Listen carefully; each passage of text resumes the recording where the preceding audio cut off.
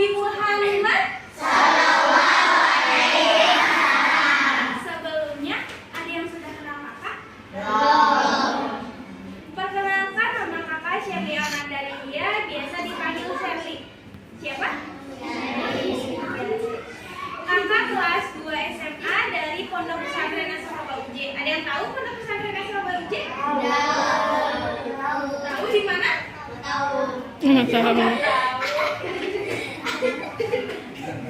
Nah, kakak kelahiran Bekasi 16 November 2006. Ada yang seumuran kita? Atau bulan November ada yang sama?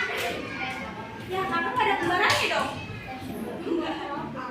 Yaudah, pada kesempatan kali ini izinkan saya untuk memaparkan yaitu etika minum.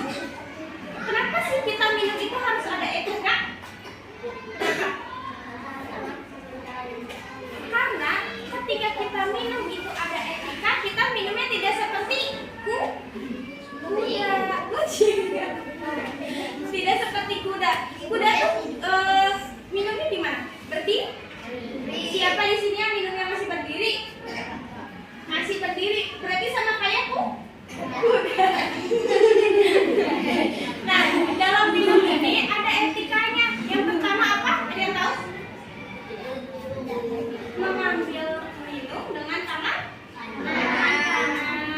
Yang kedua itu melihat sebelum minum. Jadi sebelum kita minum itu melihat di gelasnya apakah ada kotoran ataupun tidak ada.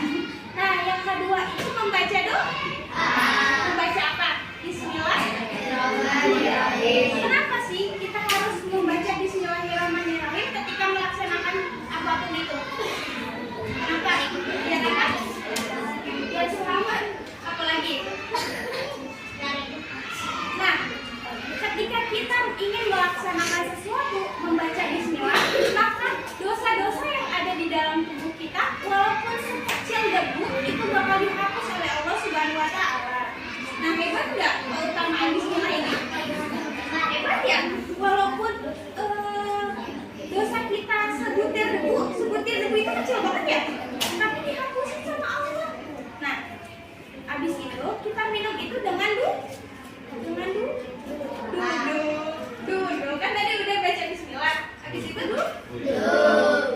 Nah, ada juga adab-adab dalam meminum, yaitu dalam minum itu kita minumnya itu dalam 3 tegukan. Gimana sih caranya? Ada yang tahu?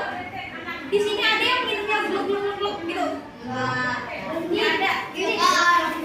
Nah, dalam minum itu kita harus 3 tegukan atau 3 kali nafas, yaitu minum, glek, diam lagi, glek, diam, glek. Jadi nggak boleh glek gitu.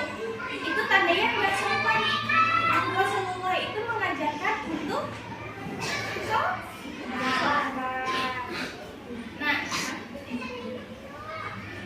Nah, pernah kita itu ketika minum mendahulukan yang sebelah kanan. Jadi saya kalian itu membagi teman kalian menuangkan air, itu dahulukanlah di sebelah kanan.